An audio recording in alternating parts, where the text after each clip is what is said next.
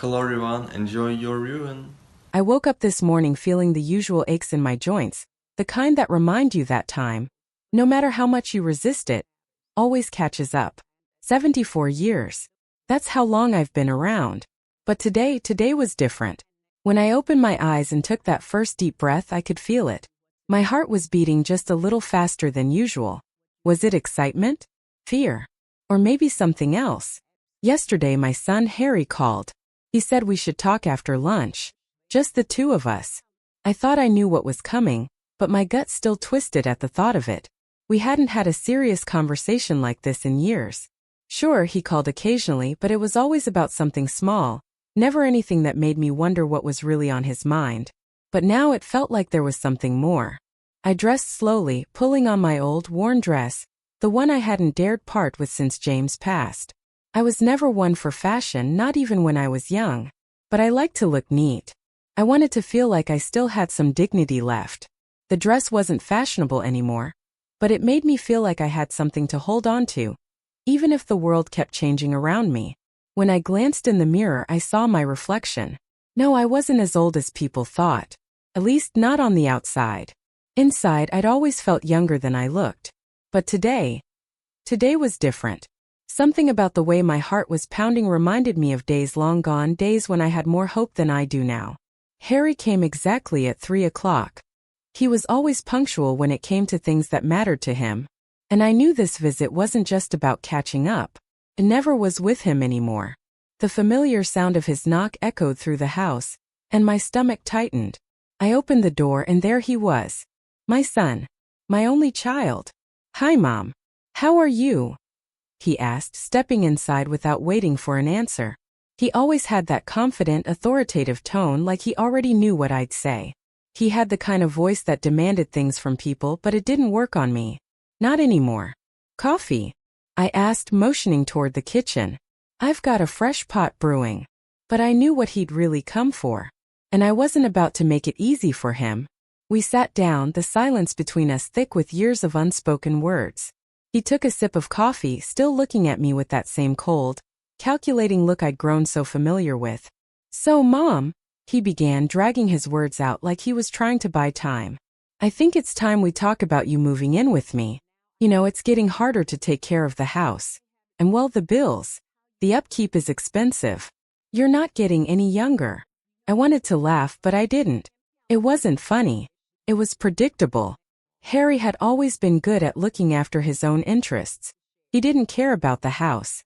No, this was about something else. About something that didn't involve me at all. "Move in with you?" I repeated slowly, raising an eyebrow. "And why would I do that?" Harry shifted in his seat, eyes darting to the window like he was looking for something to hold on to. "It's just you're getting older, Mom. And this house, well, it's too big for you now. It's not safe for someone your age to live here alone. What if you fall? What if something happens?"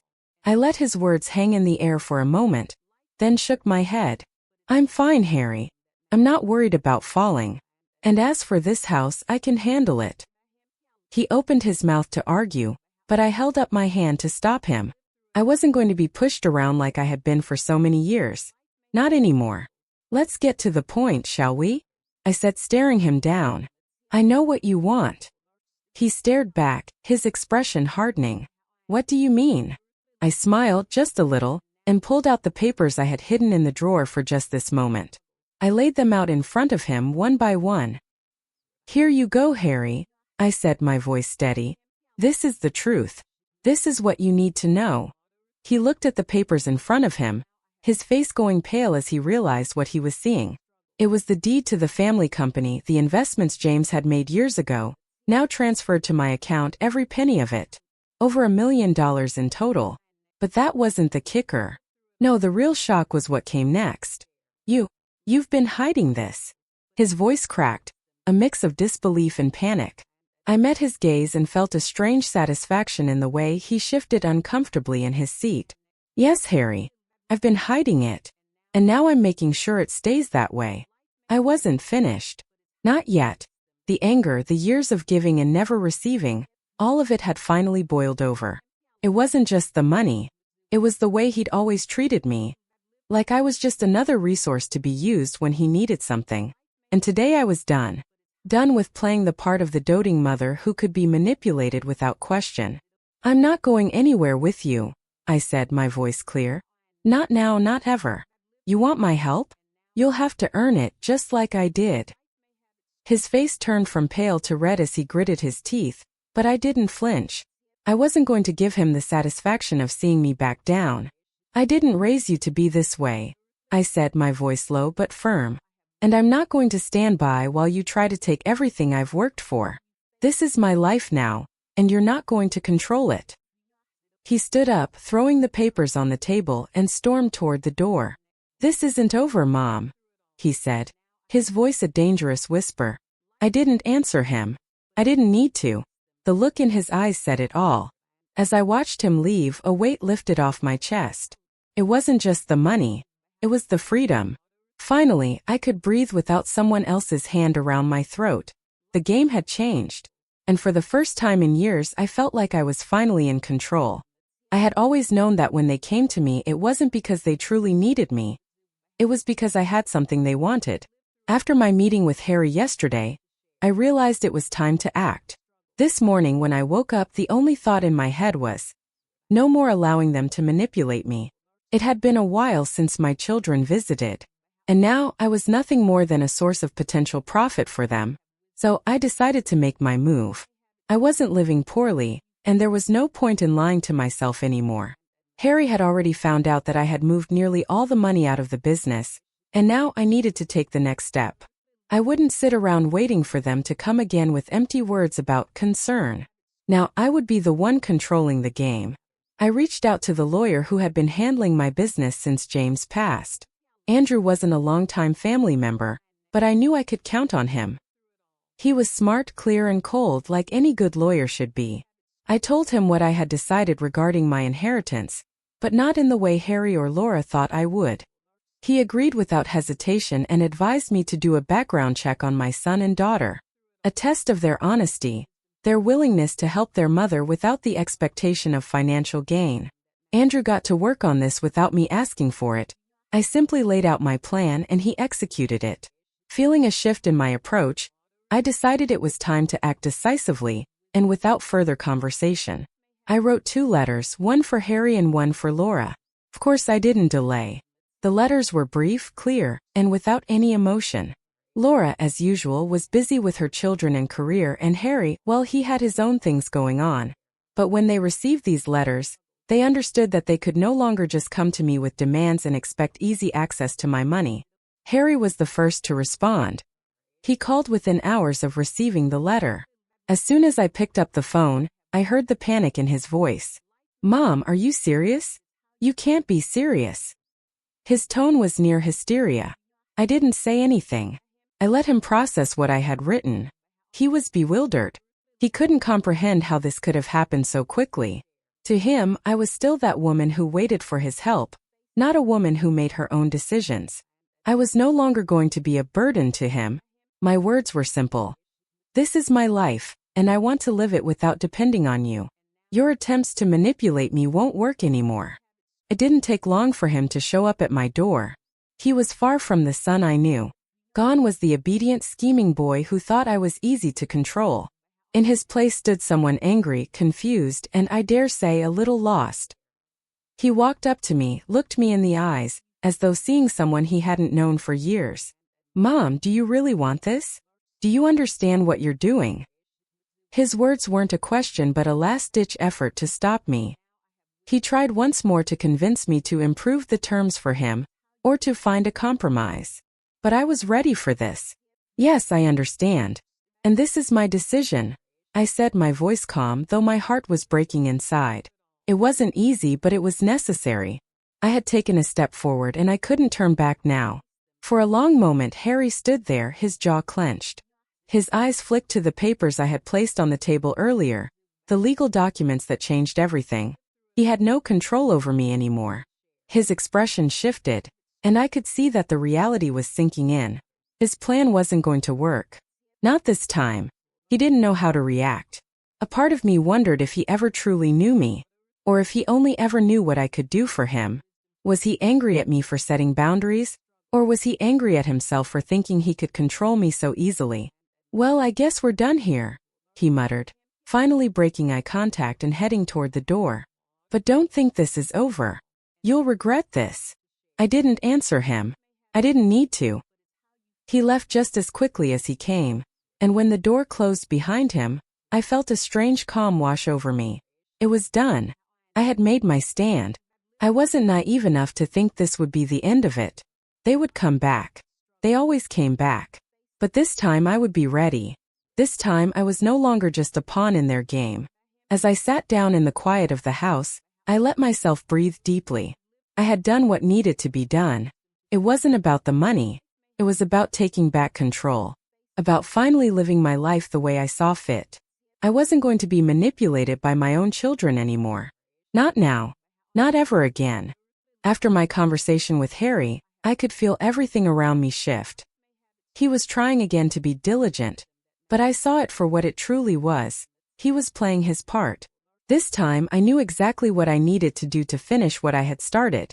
A few days later, I decided it was time to visit Laura. I hadn't been to her luxurious apartment in the city for months, but I could already predict the atmosphere. Laura was always the picture of success, constantly striving to appear like she had it all together. She wore her perfection like a mask, and behind that mask was the same old game she played, the one where I was nothing more than a tool to further her own interests. Her care for me was always more about what she could get than any genuine concern. Her questions about how I was feeling, or what I needed, had never been out of kindness. No, they were always leading somewhere, specifically to asking for help with her latest project, or finding a way to pull more from my bank account. I drove to her place without calling ahead, determined not to let her have control over this encounter. When I arrived, I could feel her gaze the moment I stepped through the door. She gave me that look, the one that made it clear she found it almost adorable how I was still so accessible to her. But this time I wasn't going to let her manipulate my time or energy. "Mama, you didn't forget our plans, did you?" she said, her voice dripping with sweetness, but underneath, there was an unspoken urgency, an expectation that I would fall in line with whatever she had in mind. My eyes locked with hers. For a moment it felt like everything between us had changed. She wasn't in control anymore. I was. "Laura, I have my own plans, my own decisions to make," I replied, my voice steady. "My money is no longer yours." The words were simple, but the impact of them hung in the air like thick smoke. She blinked, visibly thrown off guard by my boldness. For the first time in years I saw the mask of control slip. She wasn't the one holding the reins of this conversation anymore. I was. The silence that followed felt heavy, thick with the realization that I was no longer her pawn. I had taken back my power, and for once I didn't feel guilty about it. The guilt that I had carried for so long, the guilt of trying to please everyone around me, was gone. The facade of care that they had all worn for so long had crumbled, and I was finally free. Laura opened her mouth, probably to say something, to try to reel me back into her web of manipulation, but I cut her off before she could speak. "I'm not interested in playing your games anymore, Laura," I said, taking a step closer, locking my eyes with hers. "You've had your chance to show real concern, but you never did. You were always after something more. Not anymore." She stared at me, her lips slightly parted, no doubt searching for words to salvage the situation, to turn this around. But I knew better now. I had seen the truth for what it was, and nothing she could say would change it. She didn't say anything for a long time, and I could see her recalculating in her mind, trying to understand how she had lost her grip on me so quickly. The fact that I wasn't begging for her approval, that I wasn't playing her game, was clearly unsettling for her. Finally, after a long silence, she let out a small, forced sigh, like she was conceding defeat. "Well, if that's how it is." She trailed off, but I could tell the words tasted bitter in her mouth. "Yes, that's how it is," I said, turning toward the door. "And don't try to convince me otherwise." As I walked out, I felt a sense of relief. For the first time in ages, I wasn't weighed down by her expectations, her demands. I wasn't going to be just the bank for her anymore, the one she called only when she needed something. I wasn't going to be anyone's fool any longer. My words were still echoing in Laura's ears as I made my way to the door. She stood there, frozen, unable to believe what I had just said. But I was already certain that I had taken the right step. Nothing could stop me now, and no one's words could change my decision.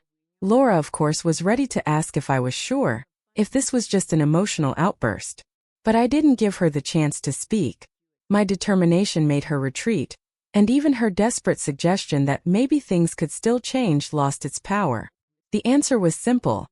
I was no longer ready to be dependent.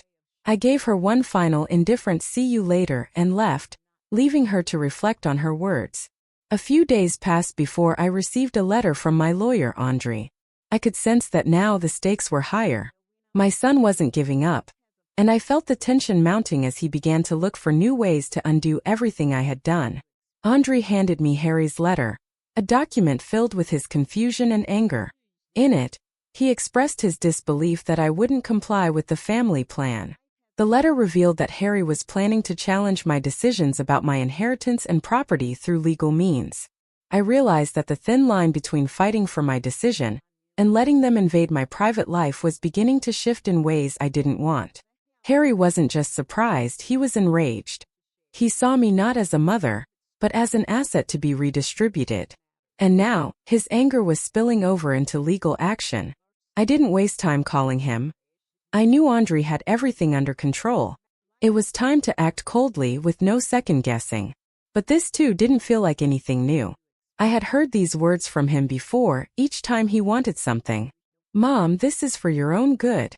A line he repeated whenever he had something to gain. But now I was ready to give him my answer. No more manipulation. No more chances for a quick win. That same day, I called Andre to discuss the next steps. He confirmed that Harry had filed the lawsuit, but I had no doubts anymore. I was going to do whatever it took to keep my freedom in my hands. No more hidden battles, I had already fought for my life. A few days later, I received word that my son hadn't even had the courage to face me in person. Instead, he had sent his lawyer to discuss new terms, trying once again to bend me to his will. But I didn't give him a chance. No matter how hard he tried, I stayed firm in my position. Laura would have to rethink her approach too. She hadn't yet received a formal confirmation from me, but I suspected she would soon have to swallow the bitter pill of reality. This moment was decisive for me. I wasn't angry. I simply understood that there was only one important decision I could make. Not to be a passive, humiliated part of someone else's gain. My decisions and my money had to be mine. I would choose who I helped and how, and it wouldn't depend on the demands of my children. From that moment on, I didn't wait for anything from them. I knew for certain now that my care would be directed only at myself. The best thing I could do was end the game they were trying to play with me. I went to the bank and closed all the accounts linked to Harry and Laura. I changed everything I could to ensure that no one would have the power to control my life the way they wanted. And in my eyes, it was the only right decision I could make. Now I was the true mistress of my life, and no one could tell me where to go or how to live anymore. Days passed quickly, but the tension from the last encounter with Harry wouldn't leave my mind. I couldn't forget that look. Anger, distrust, and most of all, fear. It seemed to me that this fear was the driving force behind all his actions. He realized that he was losing not only access to my money but also control over my life. And the more he tried to manipulate me, the clearer it became how much it hurt him that he could no longer control me. The day I finally closed my bank accounts and changed all the details associated with them, I felt an incredible sense of relief. It was like a heavy burden had been lifted off me, and for the first time in years I could breathe freely. But Harry wasn't giving up.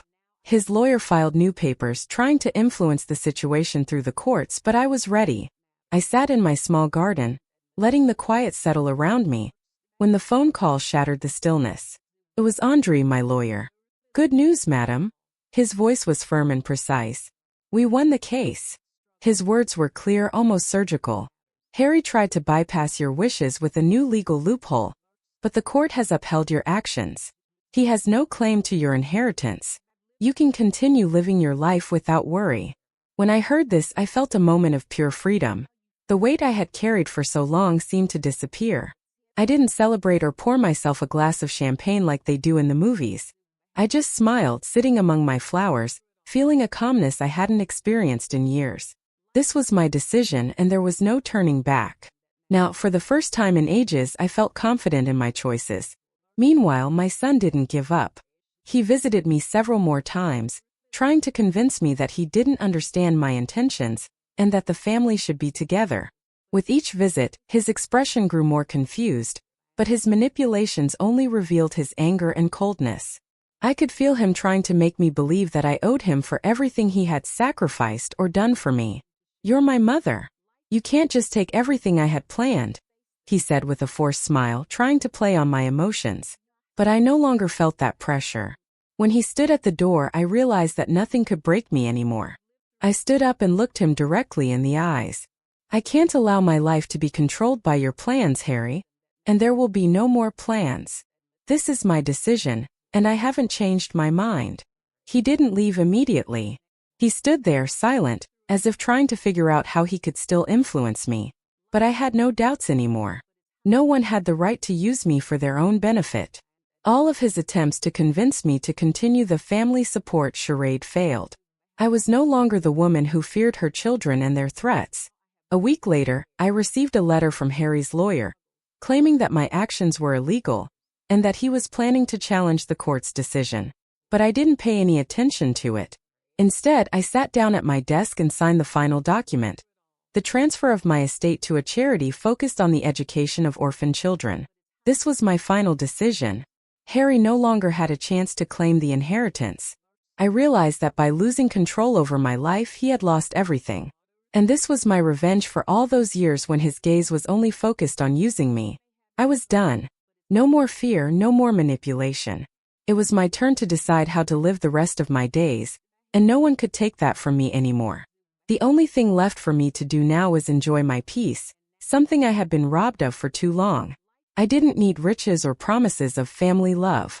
I had everything I needed: my freedom, my peace of mind, and a sense of pride that no one could take away from me again. The following morning, I awoke to an overwhelming sense of tranquility, one that gently enveloped me, making every inch of my body feel lighter. It wasn't merely relief after a long and arduous struggle, but a deep-rooted peace, a feeling that I had finally found my center, my equilibrium, after all these years when others had tried to steer my path. Harry and Laura no longer held any sway over my life. And while I had already made my decisions, there was a sense that my journey, my real journey, had only just begun. I sat in my old armchair by the window, letting the soft rays of the sun filter through the glass. The flowers in the vases beside me still had that fresh, delicate scent, but I no longer worried about them wilting or whether anyone would water them. My freedom was found in the realization that I no longer had to tend to those who had shown no gratitude for my love, my time, or my support. The chapter in my life where I had been a mere background player in someone else's story had finally come to a close. Those days when I had carefully reviewed accounts, signed mountains of paperwork, and met with my lawyer had been grueling. Each moment of it had drained me emotionally, but also empowered me in ways I had never expected. The weight of uncertainty had finally lifted. Now I sat in my living room, book in hand, something I hadn't touched in years. No longer worried about what tomorrow might bring. I was able to read without the nagging feeling that I was neglecting something urgent, something that needed my immediate attention. I could finally slow down. The legal battles had been fought, the papers signed, and my decision was final. There was no turning back. For the first time in as long as I could remember, I felt a quiet strength. It wasn't just a sense of relief. It was something deeper. I no longer saw myself as the victim. I wasn't at the mercy of anyone anymore. My life now belonged solely to me. In the days following, Harry no longer showed up at my doorstep. His phone calls, which had once been constant, grew less frequent, and then finally they stopped altogether. Laura too had fallen silent. After I had confronted her with the truth, she had retreated into the background. I didn't believe she had changed, but that no longer mattered to me. I was no longer reliant on their approval or their help. Their decisions, their needs, their demands, none of it touched me anymore. And then, several months later, I received a letter from Laura. It was brief, just a few lines, asking for forgiveness for her actions and attempting to repair the broken bond. The words were sparse, but they conveyed something I hadn't expected. It was as though, finally, she was beginning to realize the weight of what she had done, and that she hadn't truly appreciated the sacrifices I had made for her, for our family. I didn't respond to the letter. I didn't feel the need to. In truth, I felt nothing. No anger, no bitterness, no sorrow. It was over. I had already made my choice, and that was more important than any apology could ever be. I realized in that moment that no one, not even the closest members of my family, had the right to take away my right to peace, to independence, and to my life. I continued to live in peace, enjoying the silence. Every morning I felt a lightness in my heart, something I hadn't felt in years. The burdens I had carried for so long, those of guilt, of appeasing others, of never feeling good enough, had vanished. I had chosen myself, and that was enough. In the months that followed, I learned to enjoy my solitude. I spent time tending to my garden, taking walks through the quiet streets near my house, and enjoying moments of stillness. I had time to reflect, to reconnect with the parts of myself I had neglected for so long. It wasn't just the physical peace, but an inner harmony that filled the space once occupied by anxiety and self-doubt. The victory wasn't in the material things I had fought for, or in the legal battles I had won. The true victory was in the silence, in the ability to be free, to no longer allow anyone, least of all my own children, to manipulate me, to control my life. I had found my strength not in confrontation, but in the quiet assurance that I could live life on my own terms, without fear of judgment, without the pressure of others' expectations. Sitting in my garden, watching the sun move across the sky and listening to the soft rustle of leaves in the breeze, I knew that I had made the right decision. The life I had chosen wasn't one of wealth or grandeur, but one of peace and independence. I had reclaimed what was mine, the right to live for myself. And so, as I watched the flowers in bloom, knowing they would continue to thrive without anyone needing to tend to them, I understood. I had won. I was free. And that was the greatest victory of all. I no longer owed anyone anything. And in that quiet, simple truth, I had found the greatest form of freedom. The day came when I knew without a doubt that my battle had ended. No one could dictate to me how to live anymore. All the manipulations, all the attempts to return to old patterns, those days were behind me. I sat in my favorite armchair, gazing out of the window where the golden light of evening gently wrapped itself around my old house. Everything seemed to be in its place now. I had finally reclaimed the right to peace. Harry no longer called. Laura didn't visit. First, this terrified me. I had grown accustomed to their presence, even though it had been tied to demands and manipulations. But now I realized I wasn't alone. My self-sufficiency, my ability to decide for myself what mattered, had given me a sense I hadn't felt in years. All those years when I had been under their control, not even realizing how much I had lost, were finally behind me. One afternoon I decided to go into the city, to the park where James and I often used to walk. We both loved these walks, and I had grown used to feeling his presence beside me, even when he wasn't physically there. I walked along the familiar paths, sitting on the same bench where we had shared coffee, laughed, and simply enjoyed life. I didn't fear being alone anymore because I was no longer a shadow of someone else's life. I was myself. That day, I decided it was time to close one more chapter of my life. I drove to the same bank where I had once opened all the accounts for myself and my children. My goal was simple: to remove all restrictions and take everything back into my hands. My money wasn't just numbers on a screen. It was my experience, my years of hard work, my hopes, and my dreams. And no one would control it again. When I returned home, I spread out old photographs on the table. My hand brushed over the photo of James, the one I had placed on the shelf when he left. It had always been important to me, as it reminded me of the life we had built together, of the decisions we had made side by side. Now I understood. I was ready to move on. From now on, my life would belong to me. I no longer sought approval or love for my help. I was no longer the one waiting for gratitude from my children, the one who had been willing to do anything to feel needed. Now I understood that the best way to continue my life was not by helping those who didn't appreciate me, but by finding peace and joy in my own decisions. I knew that the choice I had made was the right one, even if it had driven me away from the illusion of familial warmth. I sat down on my couch, carefully opening the old photo album. I looked at the pictures of my children, the ones who had once laughed and run around me. Now their faces no longer seemed so important. I remembered their words, their manipulations, and I understood. I was no longer choosing to be a victim. This was my life and I would choose how to live it. And now finally I could be free. As the evening drew to a close, I took a cup of tea and sat by the window, watching the moon rise in the sky. It was a new beginning. I felt the energy flow through me with every breath, and for the first time in many years, I realized that this was true freedom. Freedom from others' expectations, freedom from manipulation, freedom from all those obligations I had taken on out of a sense of duty. Now, I knew that I alone decide what matters to me. And though I received nothing from my children that could fill the emptiness, I found within myself the strength for a new start. Instead of seeking validation from others, I now sought it from myself. And that was the true victory. Thanks for watching. Bye.